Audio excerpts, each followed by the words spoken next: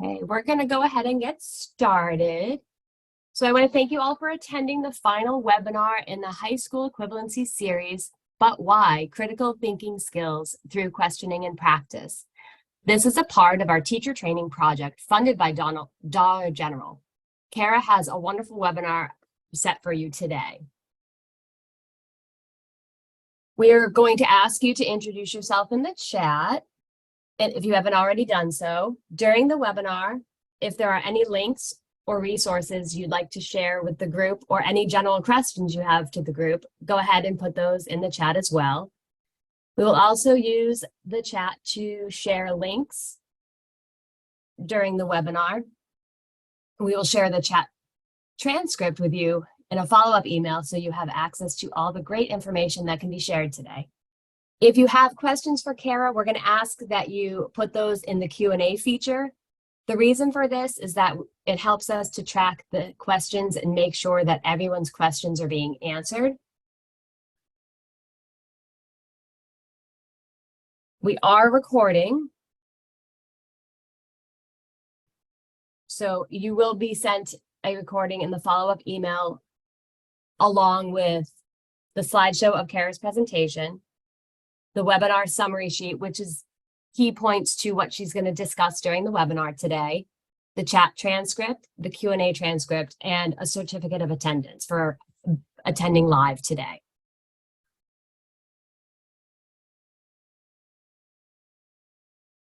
I'm going back to we also have a separate email that will go out for the registration links to our small group coaching sessions. I will pop those into the chat if somebody would like to go ahead and register now. But those dates are here. What are small group coaching sessions? You may be asking if you haven't heard that before, or maybe you've attended one of Kara's previous ones, but it's a feature of the teacher training project to offer additional support for you to ask questions of the webinar presenter and others in the group. If you haven't participated in one, we encourage you to try it and check it out. These happen about 2 to 4 weeks after the webinar today and are limited to 10 participants per session, and they're offered at various times of the day. You can choose one that fits your schedule or share with members of your organization if you're a part of it. They're here as well. Be nice to have a smaller group with Kara to discuss, perhaps. It's a great opportunity to get some small group time with Kara and other professionals like yourself to talk about the strategies learned from today's webinar and implement in your class or with your students. You will see the direct links in the chat in a moment if you would like to register. At this point, I'm going to turn things over to Kara to get started. Kara, I'm going to stop sharing and allow you to get started. All right, how are we looking now? That's it. Big picture of you. Wonderful. This is me, guys. Hello. Welcome, welcome. All right, sorry for the delay in the start here.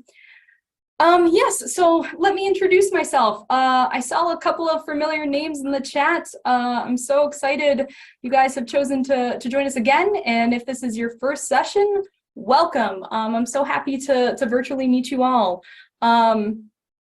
As Danielle has mentioned, if you are wanting to continue this conversation, if you have questions, please, please, please sign up for those coaching sessions. They have been a wonderful opportunity for attendees not only to come and chat with me and continue the conversation from what we're going to discuss today, but also an opportunity to meet other adult educators and others in the field who may have similar questions, who may have different advice. It's just a wonderful opportunity to get to meet others. So I would highly, highly recommend. So as we can, excuse me. So as we work here today, would love to hear from all of you. All right. So first and foremost, thank you, Pro Literacy, for this opportunity. It has been so wonderful, and with Dollar General's assistance, and Todd and Danielle and Lauren and the whole team, it's been so fantastic. So first of all, hello, my name is Krawiec. A little bit about me. So I have my master's in literature, about 10 years of teaching experience. I started at the college level, teaching primarily the freshman composition courses. And then I just absolutely fell in love with my non-traditional students. And that's what led me to adult education. I have been with my current organization, Seeds of Literacy, for over 6 years. And I've just fallen in love. My heart is in the classroom. That is where I want to be, and working with our students is such a pleasure every day. And also opportunities like this to be able to work with all of you. And then also in 2018, I launched a book club, which was able to receive international acclaim. And then as part of that, Seeds of Literacy received the Pro Literacy Hero Award, which I was able to accept on behalf. And I have also presented at several local, state, and national conferences. All right, so thank you very much. That's a little bit about me. And I apologize, guys, my nerves for having a little bit of a delayed start here. So I will calm down as we get to chat. All right.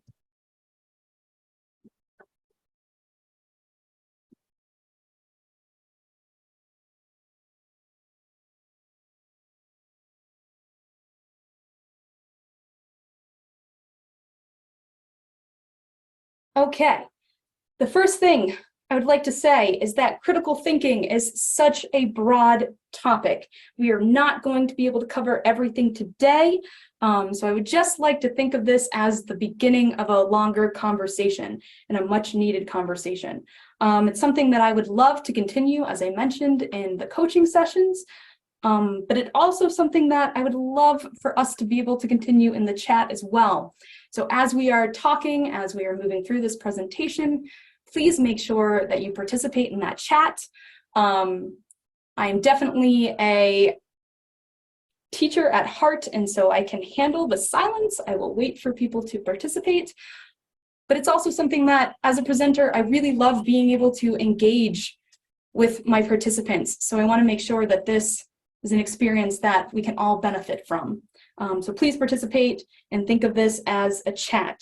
And we are going to continue that dialogue and make it as interactive as possible, while also covering such an important topic that it could basically be a whole series of presentations. And so I'm going to cram as much as we can into this very short session. Excellent. All right, so the first thing we're going to discuss today is defining critical thinking. Just what is it? How do we talk about it? What does it all encompass? The next thing we are going to talk about is understanding Webb's depth of knowledge and how it pertains to the HSE exams. And then, of course, how we can use it when working with our students.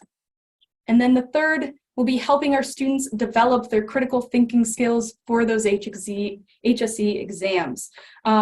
What I would like to make sure today is that you walk away with some tangible strategies, some things that you can try in the classroom as soon as possible. So I'm going to narrow that down to just a few things that we can discuss today. As I mentioned though, critical thinking is such a broad topic. There's so much out there that can still be discussed. So I want to make sure that we can have as deep of a conversation as possible today, but continue that moving forward. All right, how are we doing? Any questions so far?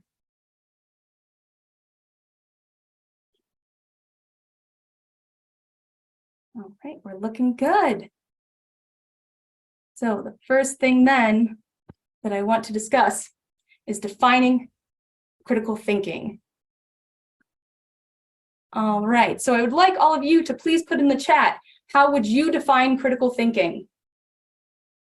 I'd like to know your definition of it, please.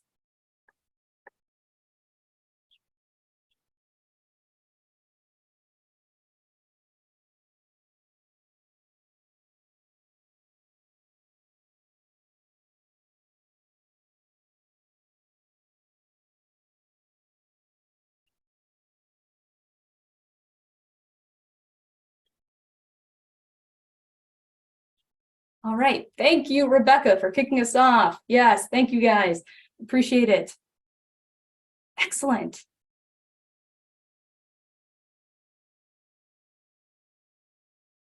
Yes, excellent, excellent.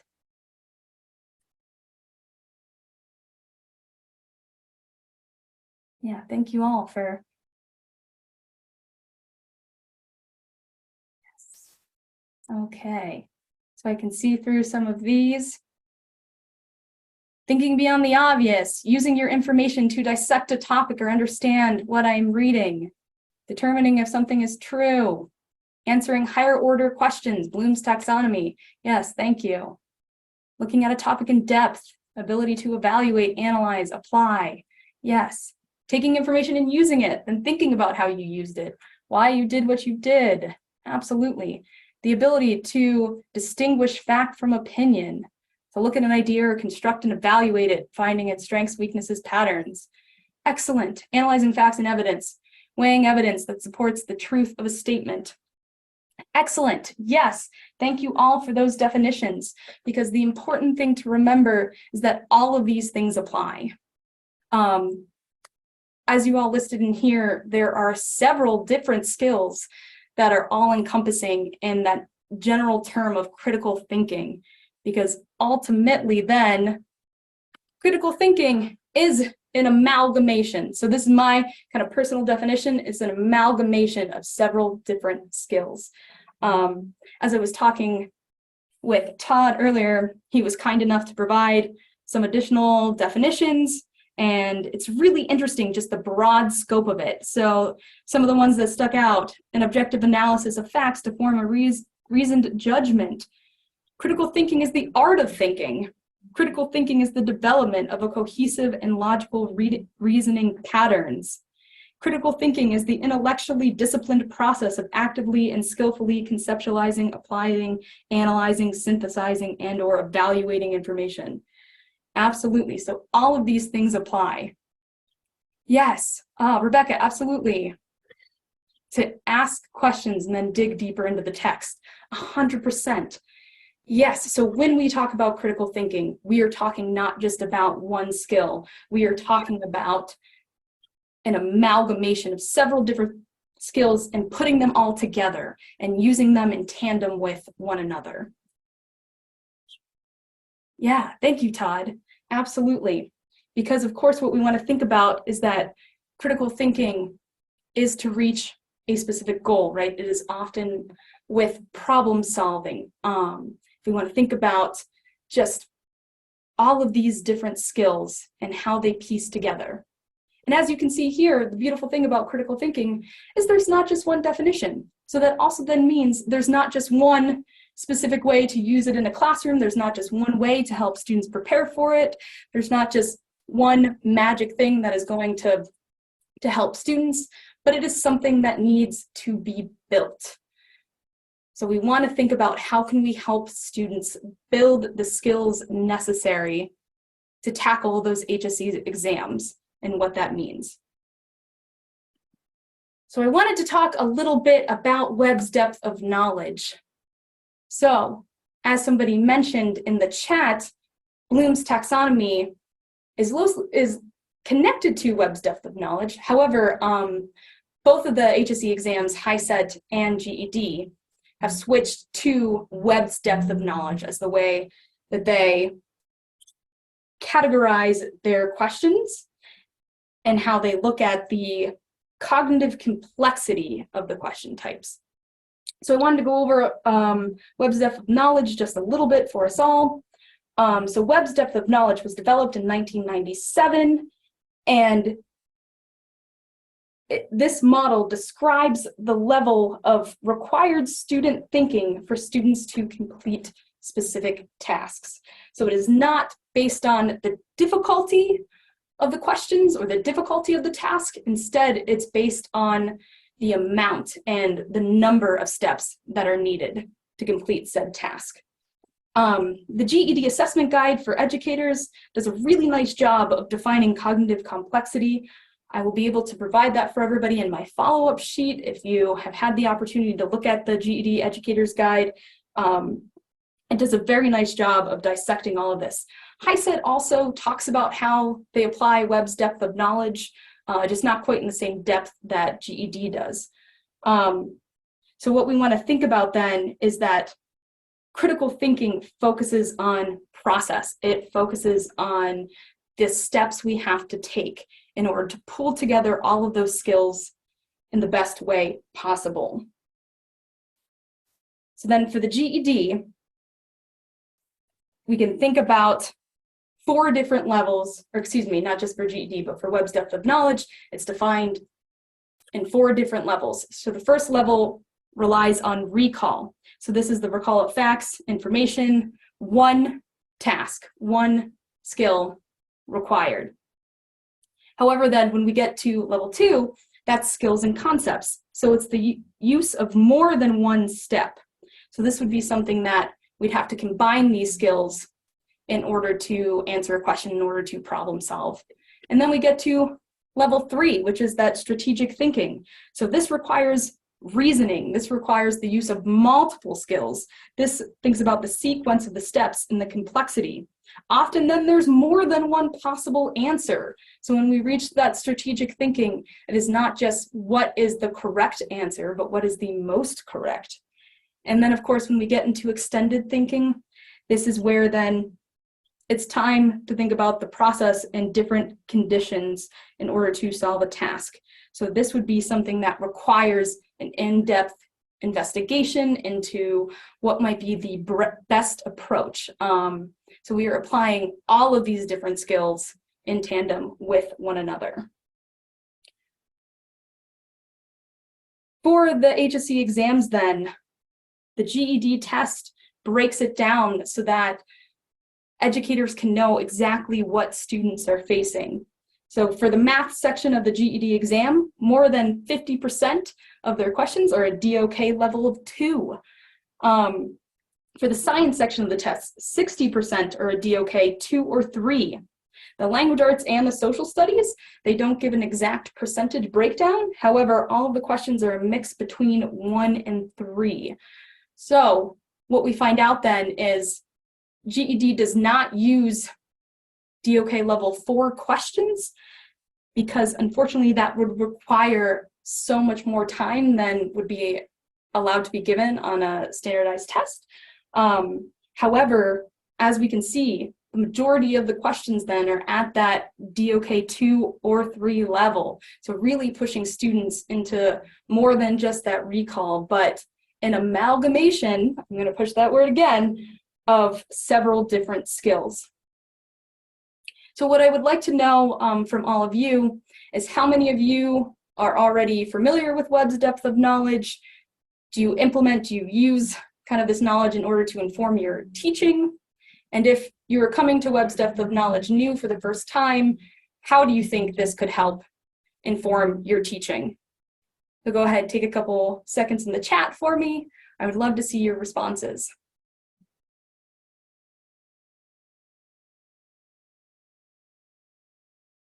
Again, if you're already aware of Webb's depth of knowledge, how does it inform your teaching? If you're new to this, how could we use it to inform your teaching moving forward?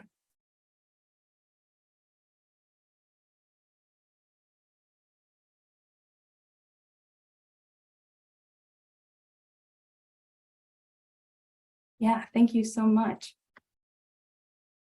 Yeah, it is an excellent reminder.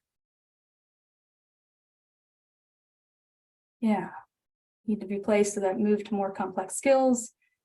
UK structure, just terminology as needed. Webb's in the practice. Yeah, in process of revising our tutor training to focus more on it. Yes. Okay, can develop lessons focusing on each type of question within those levels. Excellent. Yeah.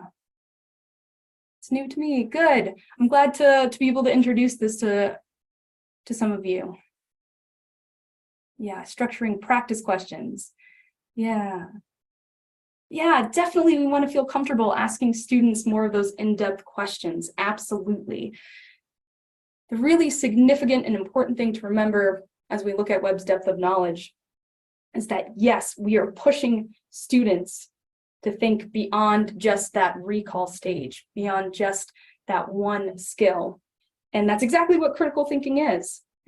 So we want to make sure that our students are comfortable not only in recognizing different question types, but being able to pull all of those different skills together in order to approach these questions, in order to approach the test, regardless of what the questions are. If students are comfortable navigating and using all of these skills, they will be able then to tackle that exam with confidence. Excellent. Thank you all so much. All right. So one of the first skills and techniques I want to talk about is asking questions. It's something that, of course, we all do in our classroom. So when we're working with students, we always want to think about asking those questions. We want to think about how can we push students to think a little bit deeper. And of course, unfortunately, there's no magic question. There's no one thing that will get students to be able to have all the critical thinking skills that they need for this exam. Because again, it's something that has to be built. It has to be reinforced in each and every lesson. One of the things, though, that I would like to point out is that the great starting point are those questions, why and how. Anybody, if you have spent significant time around a toddler, one of their favorite questions is that why? Similar in our classrooms, we want to encourage students just to ask that why. There's a curiosity, there's a fundamental need to understand. And once we just push students beyond, we'll be able to help them dig a little bit deeper, get under that surface. So I want to talk about not just some example questions that you can use while working with students, but also the types of questions that will be really helpful. So first and foremost, we want to ask questions that encourage thinking about the process. So that word how can be so crucial. How would you approach this? How would you improve this question or this situation or this improve this dialogue, or if we're putting it into a context of a story, what words would you use? Encouraging students to think about just what is the process behind what's going on. And then, of course, ask questions that need textual support.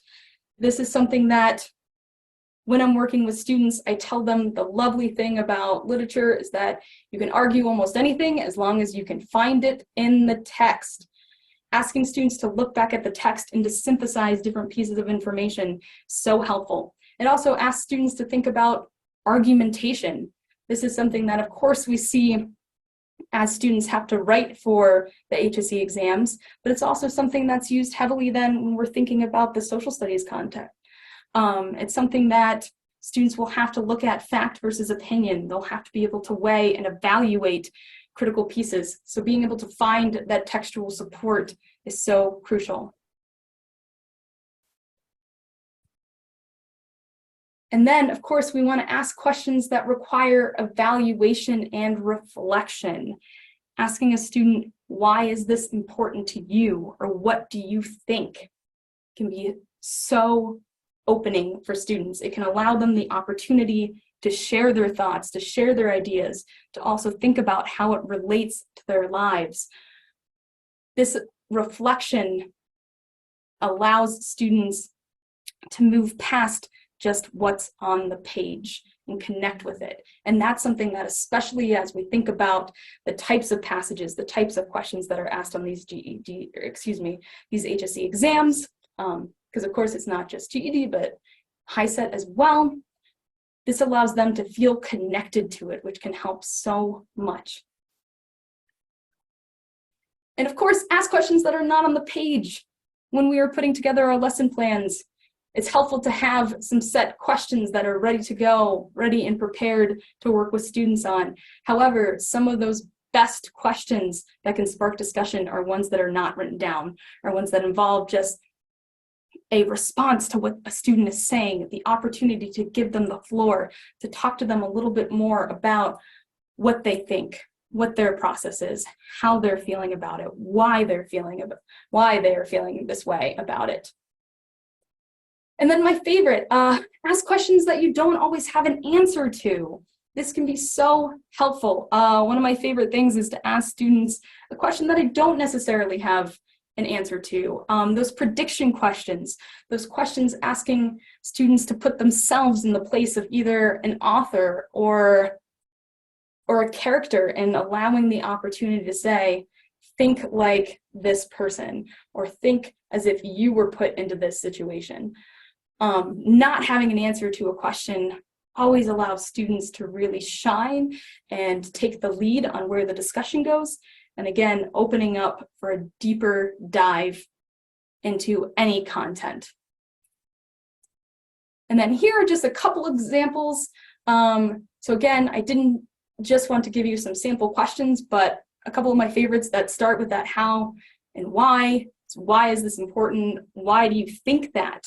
Why would the author include this, use that word, phrase it that way? How would you support your answer? How do these relate? What are the similarities and differences? How do you arrive at that conclusion? How would you describe this? How would you change it, improve it? How could you look at this another way?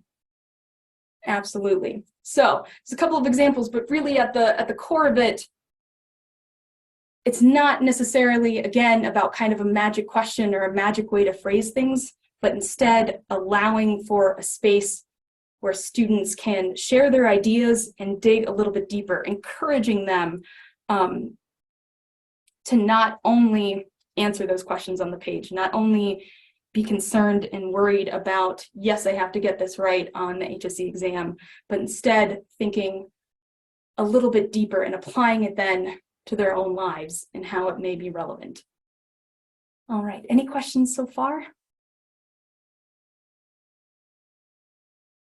Right. So next, another strategy that I really love working or using with students is thinking like a test maker. So help students create their own questions.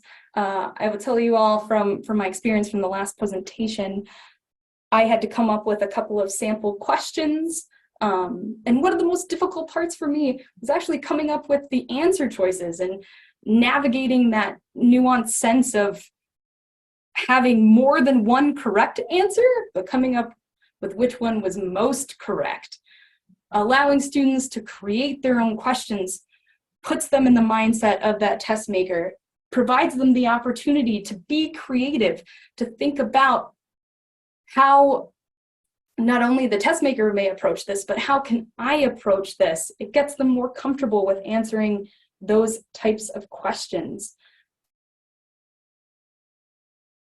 A couple of the things then that we want to consider as we're asking students then to think like a test maker are the skills being tested, the wording, the question format, and then of course the information given and needed.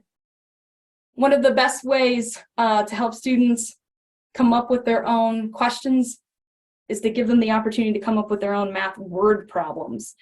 This is a great way to put students in the driver's seat, especially with a topic that sometimes students are not very comfortable with, but also allows them to put into practice then a lot of the skills that they need.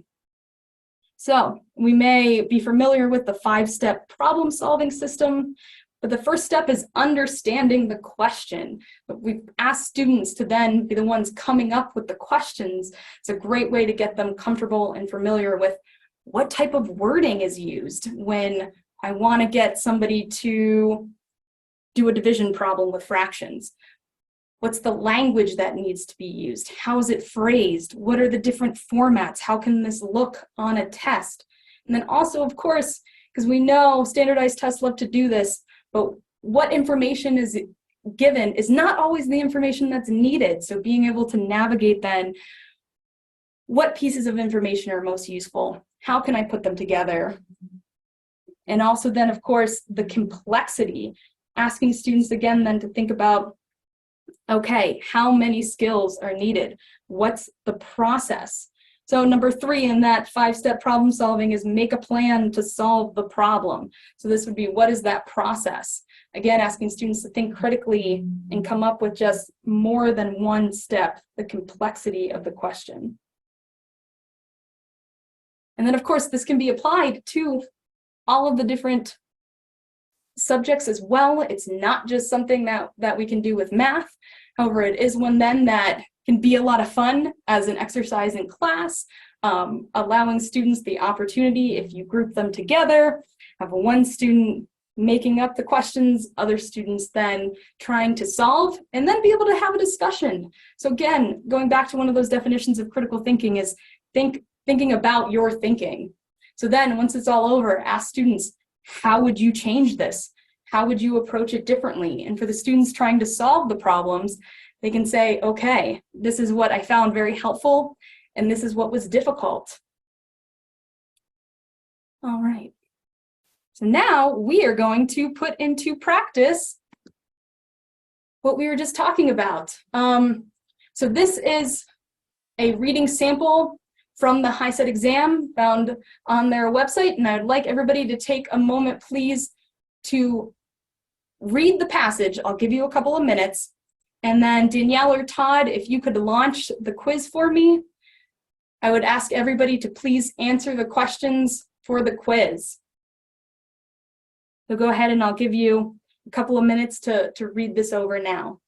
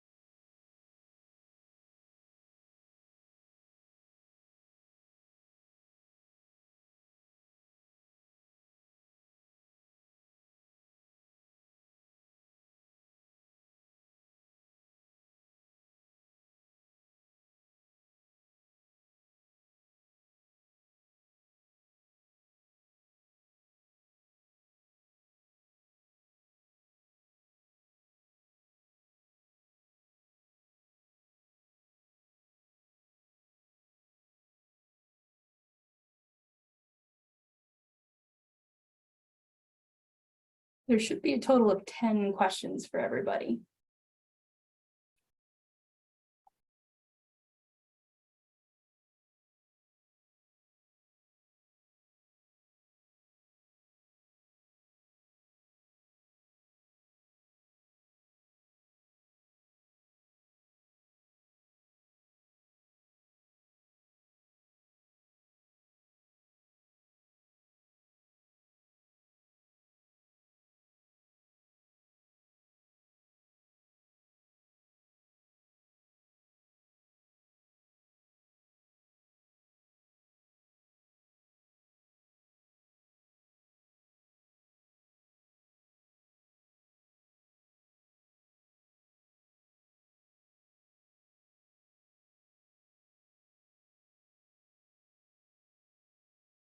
All right, well, have no fear.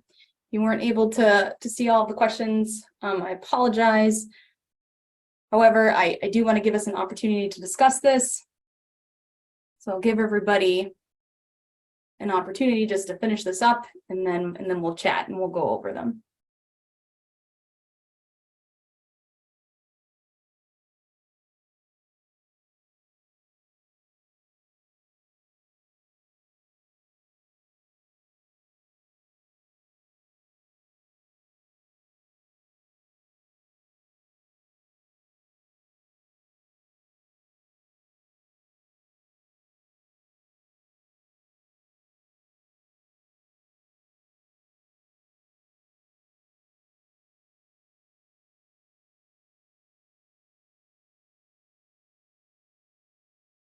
All right, are we about ready to go over these questions?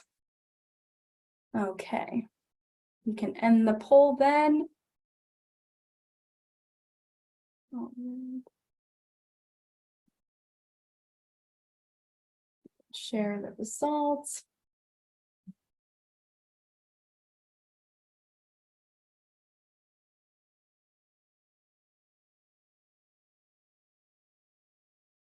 Okay, so for anybody who was not able to see all of the questions, I've put them up here on the screen for us because I'd like to discuss them a little bit.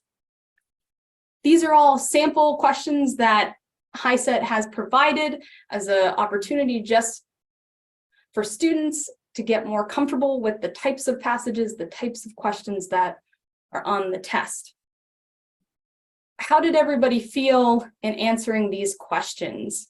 Were there any surprises if you were able to answer all of them? Okay, I have a couple who weren't able to finish. I'm so sorry. The ones you were able to get through.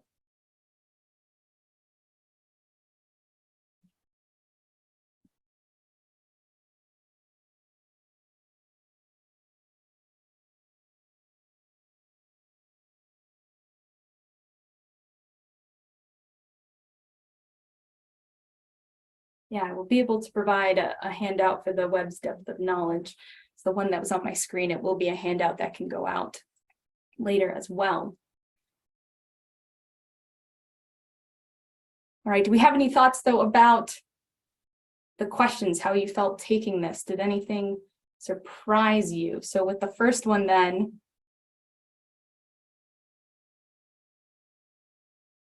our first question was in paragraph 1, description of Jukes as ready, a man as any, half dozen young mates that may be caught by casting a net upon the waters, means that he blank. So as we can see here, the answer choice is C, is as generally capable as other first mates.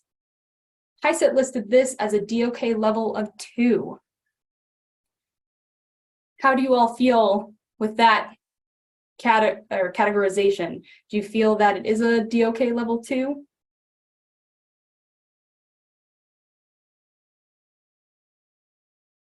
Why or why not?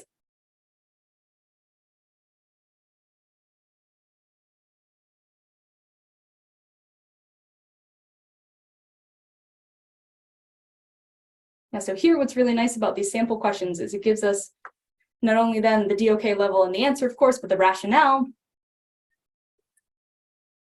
Interesting, yeah. Thank you so much. So why do you think it was a 1 instead of a 2?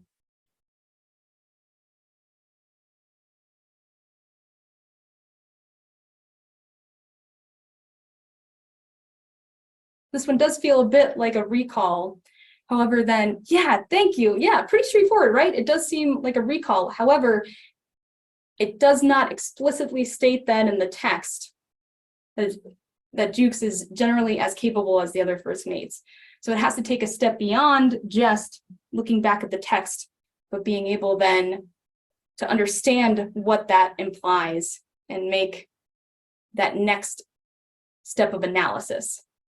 It's interesting to see these questions and the rationale for them, because it does allow us the opportunity to really see what the test makers are thinking and how they're putting all of this together. I'd like to point out then, so we have the 3 here. For number 2, what was Jukes doing while the crew rushed about the deck? So the answer choice was he was working alongside them. So this one is a DOK level 1 because unlike the first one, it is then directly stated back in the passage. It's something that does feel similarly straightforward. However, there isn't that additional step. There isn't that other skill needed to understand the question. And then for question 3, Jukes most likely told himself that he had just expected this in order to, it is A, reassure himself, and that is a DOK level 2 as well. Because again, asking students to look at the quotation, to find it, but then think about the motivation of the character.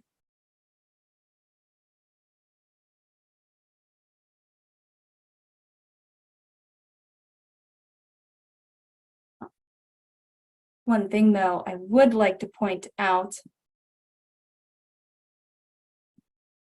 is then with questions 4 and 5.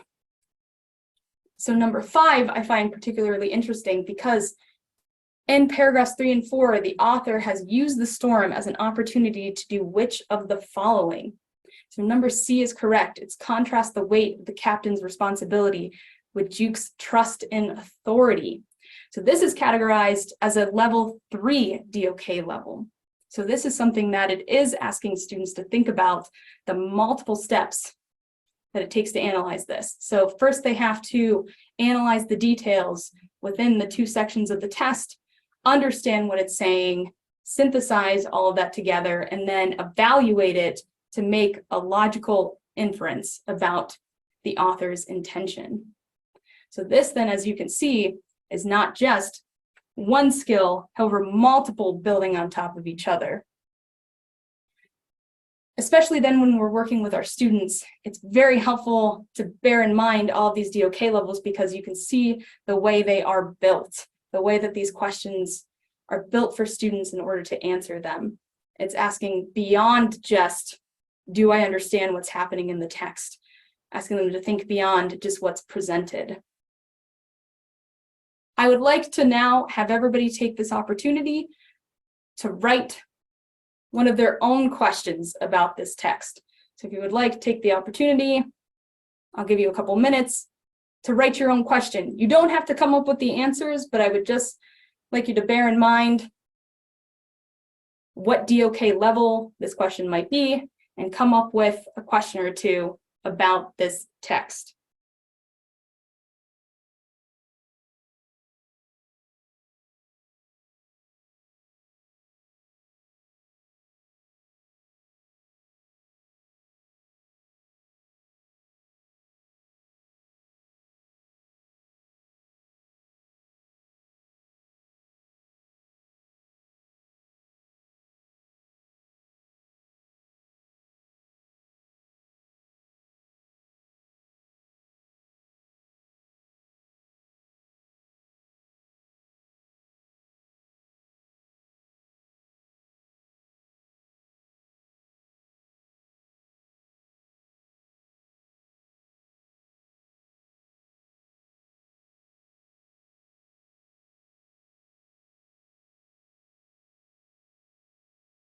So as you're thinking about your questions, I can give you an example of one that I came up with is, what does the author mean by such is the prestige, the privilege, and the burden of command?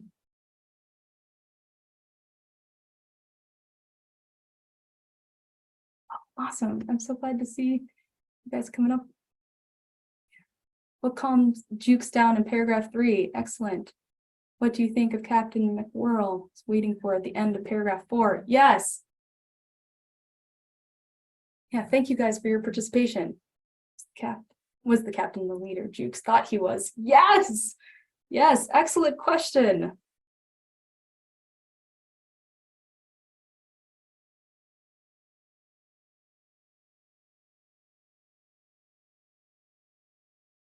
And again, as we ask students to come up with test questions, it's interesting to think about how difficult sometimes it is to move beyond then, yes, just what's on the page, to ask those questions that dig a little bit deeper. Yeah, in paragraph 2, what does he mean? She has gone mad with fright. Excellent. All of these are excellent questions. Now, let me ask you, for those of you who shared, what DOK level were you aiming for?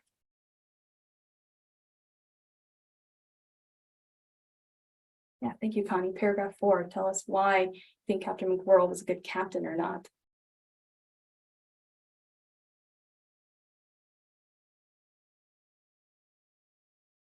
Excellent, yes. You're all asking these amazing questions. So what DOK levels were you aiming for? Nice, great.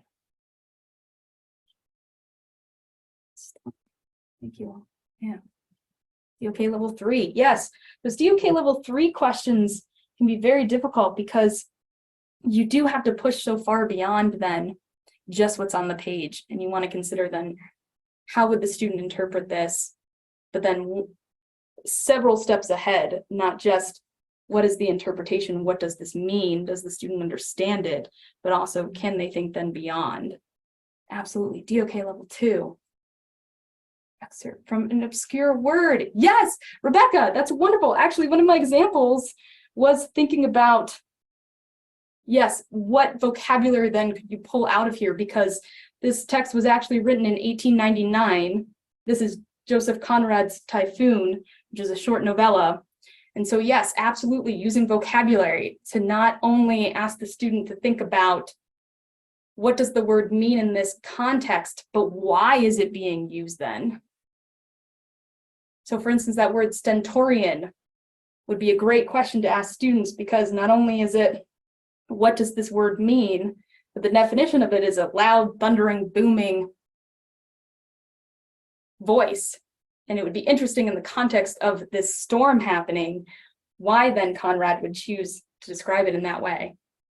Yeah, discuss considering nature, adversarial person. Excellent.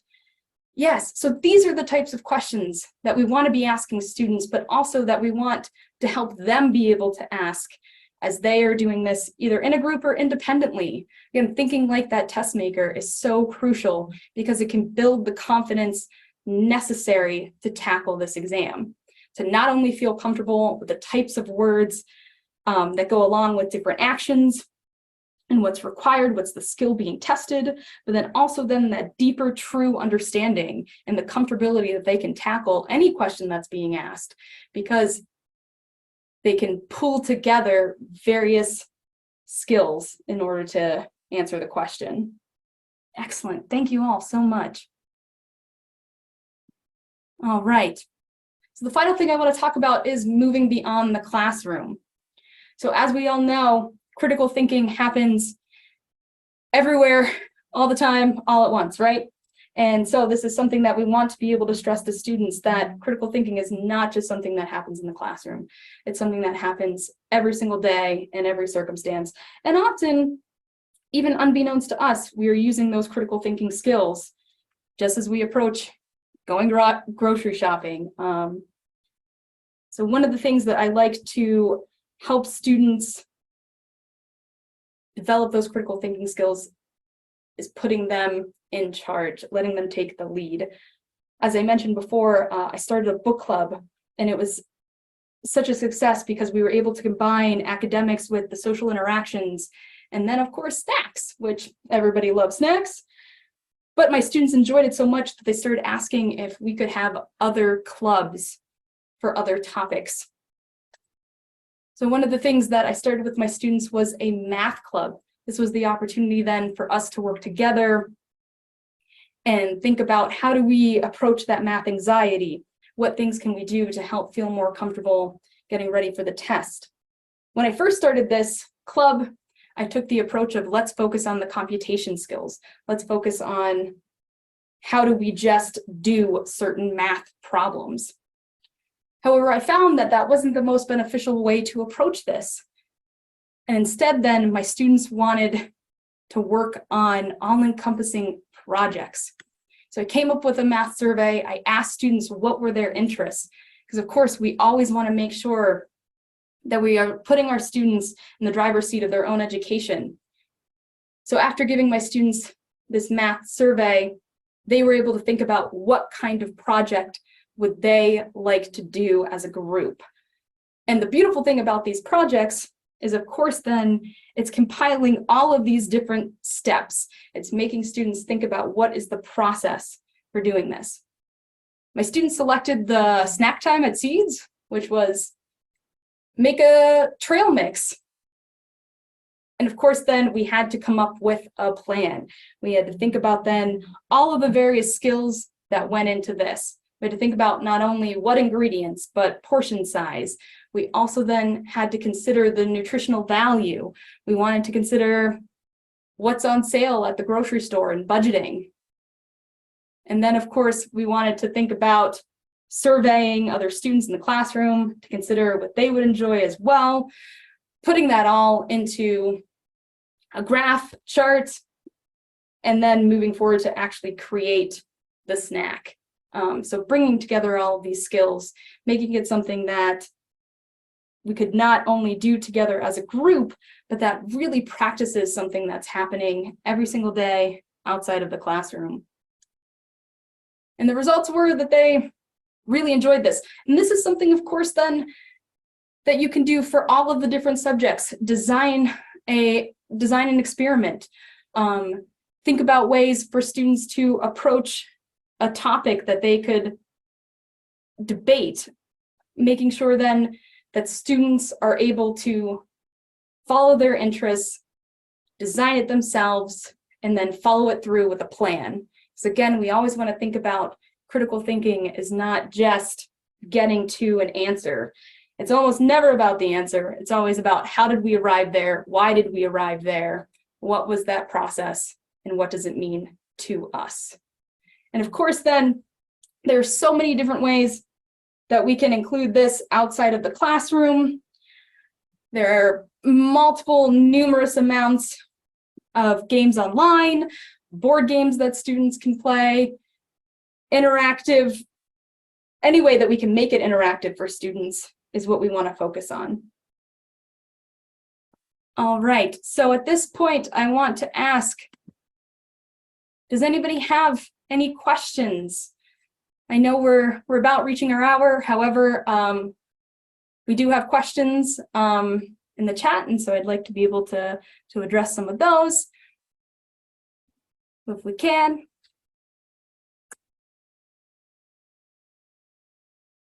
Yep, we have a couple of questions in the chat. One is, does the HiSet go up to level 4? So here I could not find whether HiSet goes up to level 4. It did just say that it uses the depth of knowledge, or Webb's depth of knowledge levels. However, it did not break it down in the same way that GED did, which is interesting, and I'd like to kind of find that answer. So if anybody finds it, I'd love to know. But yeah, and it's interesting because that DOK level 4 really, I think the most important piece with that is time. It takes time to investigate. It takes time to build. And so unfortunately, on a standardized test, we don't have that kind of time.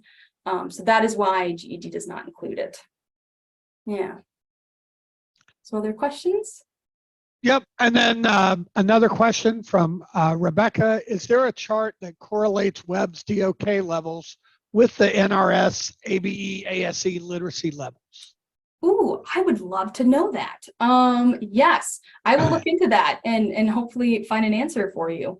That would be really helpful. Yeah. As of right now, I don't know of one. And yeah, okay, you should reach out to DRC to find out. Yeah. And then a question from Rosa, thinking about how to customize it to fit the literacy program she oversees. She says, I think my clients lack this skill.